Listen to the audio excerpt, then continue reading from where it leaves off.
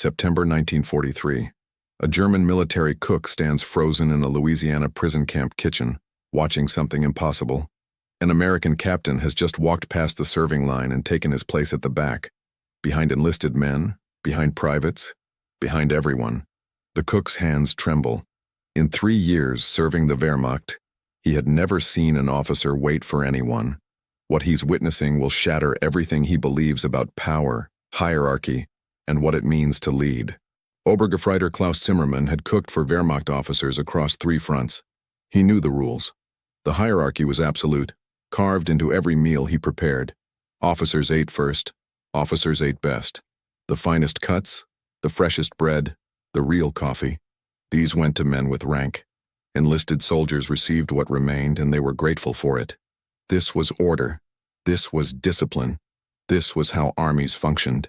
The transport ship crossing the Atlantic in September 1943 carried 500 German prisoners of war, Zimmermann among them.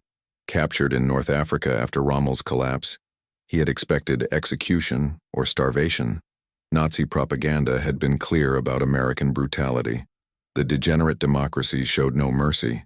Jews controlled their government. They would torture prisoners, starve them, work them to death. Instead, the voyage offered adequate rations, medical care, and no beatings. Zimmermann told himself this was temporary.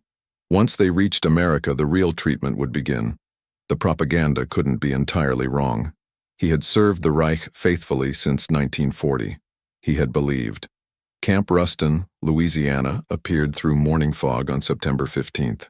Zimmermann had imagined barbed wire and guard towers which existed, but he hadn't imagined the scale or organization. The camp sprawled across acres of cleared land, with neat rows of barracks, administrative buildings, and recreational facilities. It looked more like a military base than a prison. Processing took hours.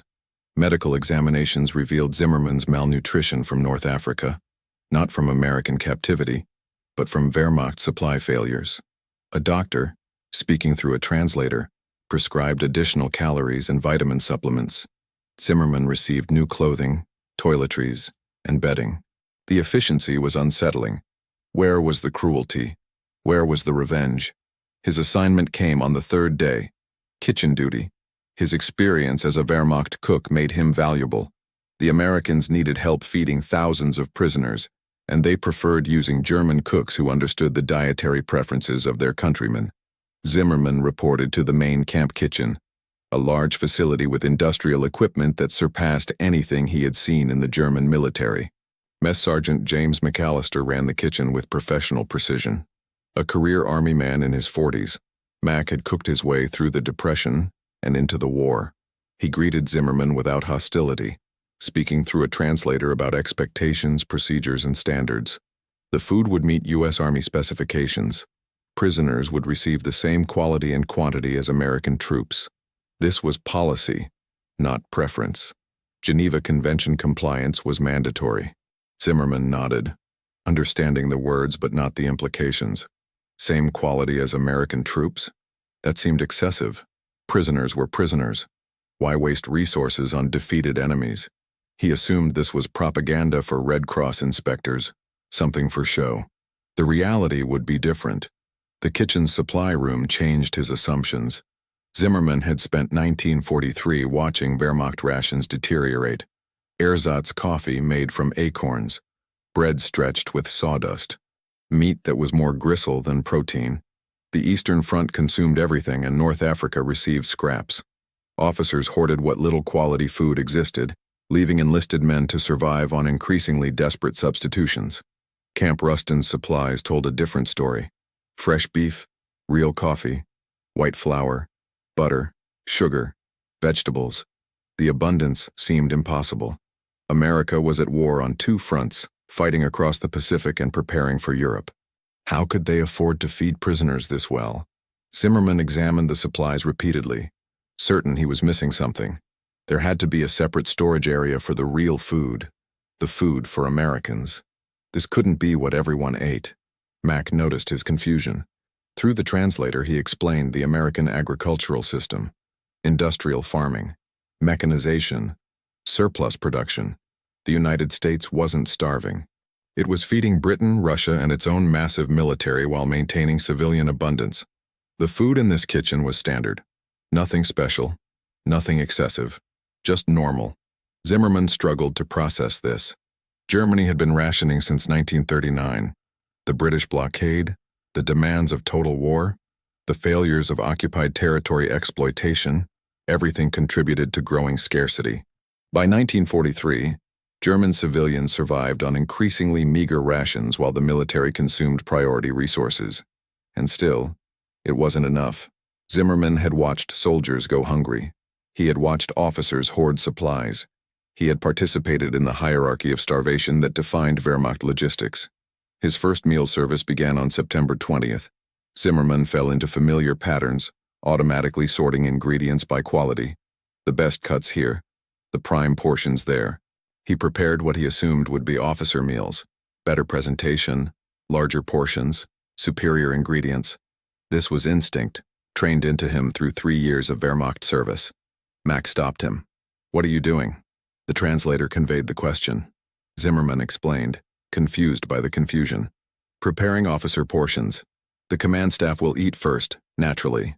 Mack's expression shifted through surprise to understanding. "We don't do that here. Everyone gets the same." Zimmerman stared. The translator repeated the statement. "Everyone gets the same." The words made no sense. How could everyone get the same? Officers were officers. Enlisted men were enlisted men. The distinction was fundamental. Without hierarchy in food distribution, how did you maintain discipline? How did you demonstrate rank? How did you reward leadership? Mack seemed to recognize the depth of Zimmerman's confusion. He didn't argue. He simply said, "Watch." The mess hall opened at 1100 hours. Enlisted men entered first, moving through the serving line with practiced efficiency. Zimmerman served portions, still uncertain about the equal distribution policy. The food was good, better than good. Roast beef, mashed potatoes, green beans, fresh bread, real butter, coffee with real sugar. This was better than Wehrmacht officer rations in 1943. And they were serving it to everyone? Then the officers arrived.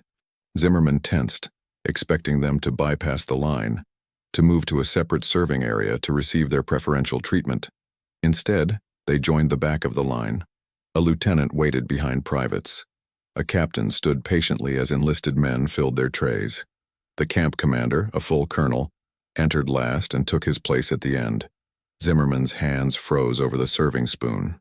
He watched the captain reach the line, watched him hold out his tray like any enlisted man, watched him receive the same portions from the same pots. The captain thanked the server, thanked him, and moved to a table. Not a separate officer's table, just a table. He sat down next to a sergeant and a private and began eating. The translator noticed Zimmerman's shock. "You okay?" Zimmerman couldn't articulate what he was feeling. In 3 years of Wehrmacht service, he had never seen an officer wait for anyone. Officers arrived and were served immediately, regardless of who was already eating. Officers received the best food available, always. Officers sat separately, maintaining the distance that rank required. This was universal military practice. This was how armies worked. Except here, it wasn't. Mack appeared beside him. "Officers eat last. That's the rule. Leaders take care of their men first." The translator conveyed this. Zimmerman heard the words but couldn't integrate them into his understanding of military hierarchy. Leaders take care of their men first. In the Wehrmacht, leaders took care of themselves first. That was leadership, demonstrating superiority, claiming privileges, maintaining distance. How could you lead if you didn't demonstrate your elevated status? The meal service continued. Zimmerman served mechanically, his mind struggling with what he was witnessing. Every officer who came through the line waited their turn. Every officer received standard portions. Every officer sat wherever space was available, mixing with enlisted men without apparent concern for rank distinctions. They talked. They joked. They treated each other with casual familiarity that would have been unthinkable in the Wehrmacht. After service, during cleanup, Mack tried to explain. The translator worked overtime as Mack described American military philosophy. Leadership through service, not privilege. Officers earned respect by taking care of their men, not by claiming superior treatment. An officer who demanded the best food while his men went hungry wasn't a leader. He was a tyrant. Real leaders ensured their men were fed, equipped, and cared for before attending to their own needs. Zimmerman listened, but understanding remained elusive. This contradicted everything he had learned. The Wehrmacht officer corps maintained strict separation from enlisted ranks. Officers had better uniforms, better quarters, better food, better everything. This demonstrated their superiority and justified their authority. Enlisted men accepted this because hierarchy was natural. Some men were born to lead, others were born to follow. The quality of your meals reflected your place in the natural order. Mack's philosophy suggested something different. Leadership wasn't inherent, it was earned. And it was earned through sacrifice, not privilege. An officer who ate last, who ensured his men were cared for first, demonstrated that he valued their welfare above his own comfort. This created loyalty. Men followed such officers not because they had to, but because they wanted to. Because they trusted that their leader would protect them, would prioritize their needs, would share their hardships. Zimmerman thought about his Wehrmacht service. He thought about officers who hoarded supplies while enlisted men starved. He thought about Stalingrad, where officers were evacuated by air while soldiers died in the snow. He thought about North Africa, where officers in the rear ate well while the front line survived on minimal rations. He thought about the growing resentment among enlisted men, the bitter jokes about officer privileges, the sense that they were dying for men who viewed them as expendable. Had that been weakness? Had that created the kind of loyalty Mack described? Or had it created something else? Obedience, born from fear. Compliance enforced by discipline. A military held together by punishment rather than genuine commitment. The pattern repeated daily. Every meal service followed the same structure. Enlisted men first, officers last. Equal portions, equal quality, equal treatment. Zimmerman watched American soldiers interact with their officers. He saw respect, but not fear. He saw discipline, but not terror. He saw a military that functioned through mutual commitment rather than rigid hierarchy. Other German prisoners noticed the same phenomenon. In the barracks at night, they discussed it endlessly. How could the Americans maintain discipline without proper hierarchy? How could officers command respect if they didn't claim privileges? Wasn't this weakness? Wasn't this the democratic degeneracy that Nazi propaganda had warned about? But the evidence contradicted the propaganda. The American military was winning. It had crushed Rommel in North Africa. It was advancing through Italy. It was preparing for the invasion of France. Whatever weakness democratic equality supposedly created, it wasn't preventing American military success. If anything, the Americans seemed stronger, more cohesive, more committed than the Wehrmacht forces Zimmerman had served with. Gefreiter Hans Weber arrived from Camp Hereford in Texas, transferred to assist with expanded kitchen operations. He brought the same stories, same policy, same practice. Officers eating last, everyone receiving equal treatment, abundance of quality food. Weber had been captured in Italy and had expected brutal treatment. Instead, he found professional management, fair conditions, and food that exceeded anything he had received as a German soldier. Weber and Zimmerman compared experiences late into the night. The consistency was striking. This wasn't one camp commander's eccentricity. This was systematic policy, implemented across the entire American POW camp system. The United States had decided to treat prisoners according to Geneva Convention standards, and they were doing it comprehensively, not for propaganda, not for show, but as standard operating procedure. The implications were staggering. If America could afford to feed prisoners this well, what did that say about American industrial capacity? If America could maintain these standards across hundreds of camps holding hundreds of thousands of prisoners, what did that say about American organizational capability? If American officers could maintain discipline while eating last, what did that say about American military culture? Zimmerman began to understand that Germany had lost before the first shot was fired. Not because of military inferiority, though that existed, but because of systemic differences that went far deeper than tactics or equipment. America had built a society that could sustain total war while maintaining abundance. Germany had built a society that required conquest to survive, and when conquest failed, the entire system began collapsing. The food was evidence. In 1943, German civilians were surviving on approximately 1,000 calories per day. Soldiers at the front received marginally more when supplies reached them. Officers hoarded what they could. The entire nation was slowly starving, and the situation was deteriorating. Meanwhile, Zimmerman was eating 3,000 calories per day as a prisoner of war in America. He was eating better as a captive enemy than as a German soldier. He was certainly eating better than his wife in Hamburg, if she was still alive. November brought Thanksgiving, an American holiday Zimmerman didn't understand. Mac explained through the translator, a harvest celebration, giving thanks for abundance, sharing food with family and community. The camp would observe it properly. Turkey, stuffing, potatoes, vegetables, pies, the full traditional meal. And yes, prisoners would receive the same meal as American troops. Zimmerman helped prepare the feast. The abundance was almost offensive. Turkeys by the dozen, fresh vegetables, real butter, sugar for pies, spices, coffee, everything in quantities that seemed wasteful. In Germany, such a meal would feed a company for a week. Here, it was a single day's celebration, and they were serving it to prisoners. The meal service followed the established pattern but amplified. Officers didn't just eat last, they served first. The camp commander, the executive officer, the company commanders all took positions behind the serving line. They served food to enlisted men. They served food to prisoners. They smiled and wished everyone a happy Thanksgiving. Zimmerman found himself serving alongside an American captain. They worked in silence, the language barrier preventing conversation. But the symbolism was overwhelming. An officer serving food to enlisted men. An officer serving food to enemy prisoners. The captain's uniform was clean and pressed, his rank insignia clearly visible, but he was performing the work of a servant. And he was doing it without apparent resentment or sense of degradation. When Zimmerman's turn came to receive his meal, the captain served him personally. Their eyes met. The captain smiled and said something in English. The translator nearby conveyed it. "Happy Thanksgiving. Enjoy your meal." Zimmerman took his tray to a table and sat down. Around him, American soldiers and German prisoners ate the same food, celebrated the same holiday, shared the same moment. The absurdity was complete. He was an enemy combatant, captured while fighting against these men, and they were feeding him turkey and pie while their officers served him. He began to cry, quietly, trying to hide it, but the tears came anyway.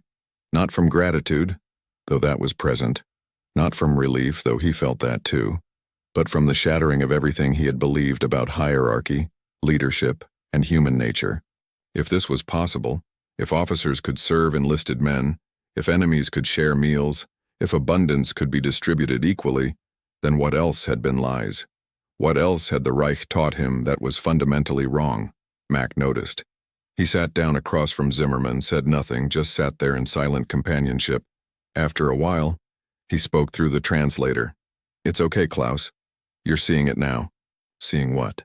Seeing that everything he had fought for was built on cruelty disguised as strength? Seeing that the degenerate democracies treated human beings with more dignity than the superior Reich? Seeing that American privates ate better than German generals, and American prisoners ate better than German soldiers?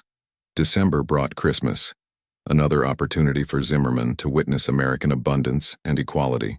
The camp permitted religious services, Protestant and Catholic, conducted by chaplains who treated German prisoners with the same spiritual care as American soldiers. Christmas dinner rivaled Thanksgiving in scale and quality. Ham, roast beef, potatoes, vegetables, cookies, real coffee. The camp commander personally wished prisoners Merry Christmas in careful German. Zimmerman had spent Christmas 1942 in North Africa, eating canned rations while officers in the rear enjoyed hoarded supplies. He had spent Christmas 1941 in France, watching officers celebrate while enlisted men received minimal acknowledgement. He had spent Christmas 1940 in training, learning that hierarchy was absolute and privileges flowed upward. Christmas 1943 in Camp Ruston, Louisiana, as a prisoner of war, was the best Christmas meal of his military experience. The irony was crushing. He wrote to his wife in Hamburg, carefully composing a letter that would pass American censorship. He described the camp, the food, the treatment. He described officers eating last and prisoners eating well. He described abundance in the midst of war. He described being treated with dignity despite being an enemy. The letter reached Hamburg in January 1944. His wife, surviving in a bombed-out apartment on starvation rations, read about her husband eating turkey and pie in an American prison camp. She shared the letter with neighbors. They shared it with others. The ripple effect was exactly what American intelligence wanted. If the United States treated prisoners this well, what did that say about German propaganda? If Americans were this humane to enemies, what else were lies? Zimmermann never received a response. He would learn later that his wife died in the July 1943 bombing of Hamburg, months before his letter arrived. The apartment building collapsed, killing everyone inside. She had been surviving on approximately 800 calories per day when the bombs fell. He had been eating 3,000 calories per day as a prisoner when she died. The guilt was paralyzing. He had survived. He had been captured. He had been fed and cared for while his wife starved and died. The Reich had promised victory and prosperity. Instead, it had delivered starvation and destruction. And the degenerate enemy had provided more care to prisoners than the Reich provided to its own citizens. Work programs began in spring 1944. German prisoners were contracted to Louisiana farms, addressing labor shortages caused by American men serving overseas.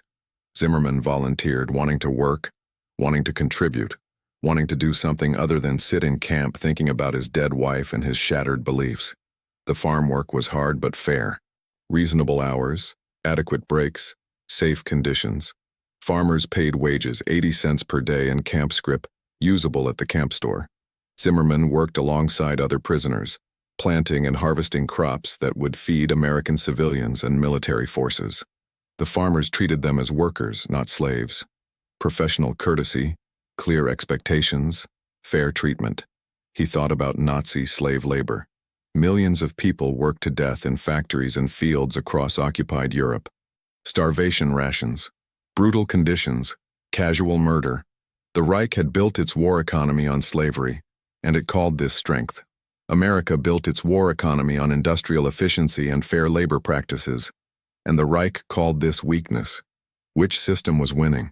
By late 1944, the answer was obvious. Germany was collapsing. The Eastern Front was retreating. The Western Front had been breached. Cities were being bombed into rubble. The population was starving. The military was disintegrating. Everything the Reich had promised was revealed as lies. The 1,000-year empire was dying after 12 years, and it was taking millions of people with it. Zimmermann listened to news reports in camp. The Americans didn't hide information from prisoners. They wanted Germans to understand that the war was lost, that continued resistance was pointless, that surrender was the rational choice. Maps showed the Allied advance. Reports described German cities destroyed. Updates tracked the Soviet push toward Berlin. He felt nothing. No loyalty to the Reich, no desire for German victory, no hope for some miraculous reversal. Just emptiness where his beliefs had been. The ideology that had structured his understanding of the world had been systematically dismantled by the simple act of watching American officers eat last. The war in Europe ended in May 1945. Prisoners gathered around radios listening to reports of German surrender. Some wept, some celebrated. Most simply absorbed the information with exhausted relief. It was over. The insanity was finished. Whatever came next couldn't be worse than what had been. Repatriation began slowly. The United States needed to process hundreds of thousands of prisoners, arrange transportation, coordinate with occupation authorities. Priority went to those with families waiting, those with homes to return to, those with reasons to go back. Zimmermann had none of those. His wife was dead. His home was destroyed. Hamburg was rubble. Germany was occupied, divided, starving. What was he returning to? What future existed there? The Americans offered an alternative. Agricultural workers were needed. Prisoners who had worked on farms could remain in the United States temporarily, continuing their labor under contract. It wasn't citizenship, it wasn't permanent, but it was an option. A chance to stay in a country that had treated him better as an enemy than his own country had treated him as a soldier. Zimmermann volunteered to stay. The paperwork was processed. He remained at the Louisiana farm working through 1946 and 1947. The farmer appreciated his reliability and skill. Other German prisoners made similar choices, staying in America rather than returning to destroyed Germany. Approximately 25,000 German POWs remained in the United States after the war, working in agriculture and other industries. In 1948, immigration restrictions loosened. Zimmerman applied for permanent residency. His application was approved. He became a legal immigrant, no longer a prisoner, no longer temporary. He was building a life in America, the country he had fought against, the country that had defeated him with kindness. He learned English slowly, working alongside American farmhands who patiently corrected his pronunciation. He learned American customs, American holidays, American ways of thinking. He learned that the equality he had witnessed in Camp Rustin wasn't limited to the military. It was woven throughout American society, imperfectly, inconsistently, but genuinely. The idea that all people deserved dignity, that hierarchy wasn't natural, that leadership meant service. In 1952, he became an American citizen. The ceremony was simple, held in a Baton Rouge courthouse. He swore allegiance to the Constitution, to the principles of democracy, to the country that had shown him what civilization could mean. The judge welcomed him. Other new citizens congratulated him. He was American now, fully and completely. He opened a restaurant in 1955, a small place serving both American and German food. The cooking skills that had served the Wehrmacht now served Louisiana customers. The restaurant succeeded through quality and consistency. Zimmerman ran it with the principles he had learned in Camp Rustin. Everyone was treated equally. Everyone received the same quality. No preferential treatment, no hierarchy, no special privileges. He married an American woman in 1956, a widow who had lost her husband in the Pacific. They built a life together, raised her children, created something new from the ruins of what had been. He never forgot his first wife, never stopped feeling guilty about surviving while she died, but he learned to live with it, to honor her memory by building something good. In the 1970s, historians began interviewing former German POWs about their experiences in American camps. Zimmerman agreed to participate. He told his story, the shock of watching officers eat last, the abundance of food, the fair treatment, the transformation of his understanding. His testimony was recorded, preserved in archives, used in studies of POW treatment and its long-term effects. He described the moment in the Camp Rustin mess hall when he first saw an American captain wait in line behind enlisted men. He described how that single image had shattered his entire worldview. He described learning that leadership through service was stronger than leadership through privilege. He described understanding that democracy's supposed weakness was actually its strength. The interviewer asked if he regretted fighting for Germany. Zimmerman considered the question carefully. Regret implied choice, and he wasn't sure how much choice he had actually had. He had been conscripted, trained, indoctrinated. He had believed what he was taught because everyone around him believed it. The entire society had been structured around lies, and individual resistance seemed impossible. But he regretted what Germany had done. He regretted the war, the Holocaust, the destruction, the millions of deaths. He regretted serving a system built on cruelty and conquest. He regretted not questioning earlier, not seeing through the propaganda, not recognizing the evil he was supporting. And he was grateful for capture, grateful for Camp Rustin, grateful for Mac and the other Americans who had shown him a different way, grateful for the opportunity to rebuild his life in a country that valued human dignity over hierarchy. He had been defeated in war, but he had won something more important, a chance to become a better person. The interviewer asked about the officers eat last principle. Did it really make that much difference? Was it really that significant? Zimmerman's response was immediate. Yes, absolutely yes. Because it wasn't just about food. It was about what kind of society you were building. A society where leaders claimed privileges was a society built on exploitation. A society where leaders served first was a society built on mutual obligation. The food was symbolic, but the symbolism mattered. It demonstrated values.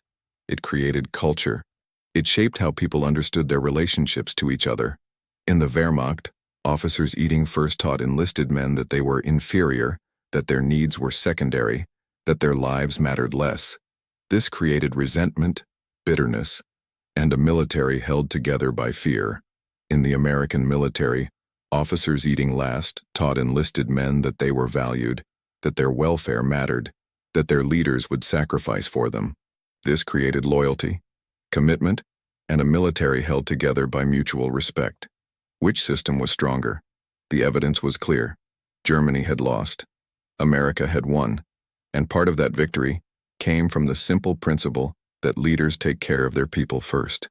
Zimmerman ran his restaurant until 1985, when age and health forced retirement. He sold it to one of his employees, a young man who had worked there for years and understood the principles it was built on. The restaurant continued operating, maintaining the standards Zimmerman had established. Everyone treated equally. Everyone served the same quality. No exceptions. He died in 1992 at age 74 in Baton Rouge, Louisiana. His obituary described him as a German immigrant, restaurant owner, and American citizen. It mentioned his service in World War II, but focused on his life in America, his contributions to the community, his successful business. He was buried in a local cemetery, an American flag placed on his grave by veterans who respected his journey from enemy soldier to fellow citizen. His testimony remained in archives, available to researchers studying POW experiences. His story became part of the historical record, evidence of how the United States had treated German prisoners during World War II. Fair treatment, adequate food, respect for human dignity. These weren't just moral choices. They were strategic decisions that paid long-term dividends. Approximately 25,000 German POWs remained in the United States after the war. Many became citizens. Many contributed to American society. Many, like Zimmerman, had been transformed by their experience in American camps. They had arrived as enemies and left as potential allies. They had witnessed American values in action and chosen to embrace them. This was the success of the officers eat last principle extended to its logical conclusion.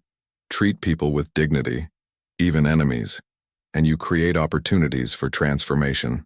Demonstrate your values through action, not just rhetoric, and you prove their validity.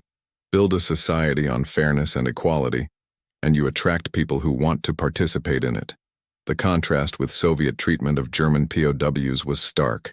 Approximately 3 million Germans were captured by Soviet forces. Nearly 1 million died in captivity from starvation, disease, exposure, and execution. Those who survived returned to Germany traumatized, broken, filled with hatred for their captors.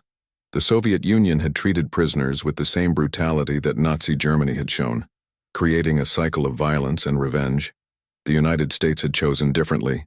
American treatment of German POWs wasn't perfect. There were incidents, problems, failures, but the overall policy was clear. Comply with Geneva Convention standards, provide adequate care, treat prisoners as human beings. This wasn't weakness. It was calculated strategy. Well-treated prisoners caused fewer problems, provided better intelligence, and created positive propaganda effects. But it was also more than strategy. It reflected genuine American values about human dignity and fair treatment. The officers eat last principle wasn't invented for POW camps. It was a long-standing military tradition, rooted in American democratic culture. Leaders serve their people. Those with power have obligations to those without it. Hierarchy exists, but it comes with responsibilities, not just privileges. This was what had shocked Zimmerman in that Camp Ruston mess hall in September 1943. Not just that officers ate last, but what that revealed about American society. A culture that valued service over privilege. A system that created loyalty through fairness rather than fear. A nation that could afford to treat even enemies with dignity because it was strong enough not to need cruelty. He had spent the rest of his life trying to live according to those principles.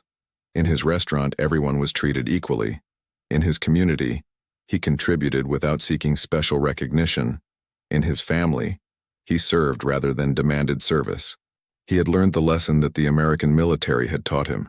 Real strength comes from taking care of others, not from claiming privileges for yourself. The officers eat last principle continues in American military culture. It's taught in leadership training. It's practiced in mess halls. It's part of the ethos that defines what American military leadership means. Officers who violate it, who claim special treatment while their troops go without, face severe criticism and loss of respect. The principle is enforced not through regulation but through culture, through shared understanding of what leadership requires. This is Zimmerman's legacy, and the legacy of thousands of other German POWs who experienced American fairness and chose to embrace it. They learned that democracy wasn't weakness. They learned that equality wasn't degeneracy. They learned that treating people with dignity created stronger societies than treating them with cruelty, and they carried those lessons forward, building lives that reflected what they had learned. Feed by hunger, not rank. This was the principle that transformed Klaus Zimmermann from a Wehrmacht cook who accepted hierarchy as natural into an American citizen who believed in equality as essential. This was the principle that helped win World War II, not through military force alone, but through demonstrating that democratic values produced stronger, more resilient societies than authoritarian alternatives. This was the principle that turned enemies into allies, that transformed defeat into opportunity, that proved civilization's strength lies not in dominating others, but in serving them. Officers eat last. Leaders take care of their people first. Those with power have obligations to those without it. These aren't just military principles. They're the foundation of any society that values human dignity over hierarchy, fairness over privilege, service over domination. Zimmermann understood this by the end of his life. He had lived both systems, the Wehrmacht's brutal hierarchy and America's imperfect equality. He knew which one created genuine loyalty, which one built lasting strength, which one deserved his allegiance. He had been defeated in war but had won something more valuable, the chance to live in a society that treated him as a human being worthy of dignity and respect. That was the real victory of the officers eat last principle. Not just winning a war, but winning hearts and minds. Not just defeating enemies, but transforming them into friends. Not just demonstrating military superiority, but proving moral superiority. America had shown Klaus Zimmermann and thousands like him that democracy worked, that equality was strength, that fairness created loyalty. And they had done it with something as simple as making sure everyone ate the same food and making sure officers waited their turn. Feed by hunger, not rank. That's the American way. That's what won the war. That's what built a civilization worth defending. And that's what Klaus Zimmermann learned in a Louisiana prison camp in 1943, a lesson that shaped the rest of his life and proved that even in war, humanity can triumph over hatred. If this story of how a simple meal tradition shattered a German soldier's entire worldview moved you, then you're exactly the kind of person this channel was built for. We dig deep into the forgotten moments of history, the small details that reveal massive truths about human nature, power, and what it really means to lead. Hit that subscribe button right now, because we've got dozens more stories like this one waiting for you. Stories about the tiny decisions that changed wars, the unexpected kindness that transformed enemies into allies, and the principles that separate true civilization from brutal tyranny. Not subscribed yet? What are you waiting for? Click that button. It's free. It takes 1 second and it ensures you never miss another story that challenges everything you thought you knew about history. Already part of the community? Then smash that like button. It tells YouTube to share this story with more people who need to hear it.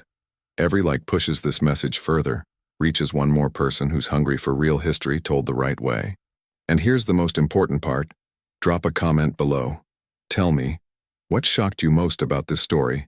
Was it the officers eating last? The abundance of American food while Germany starved?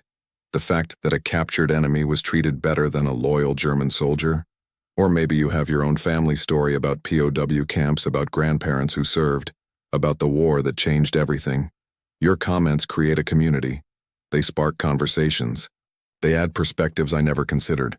So don't just watch and leave, contribute, share your thoughts, ask questions. Challenge my interpretations. That's how we learn together. Subscribe, like, comment. 3 simple actions that take 10 seconds total, but make all the difference in keeping this channel alive and bringing you more stories that matter. Now, if you want to go deeper into World War II's hidden truths, check out the video appearing on your screen right now. Trust me, you won't regret it. See you in the next one.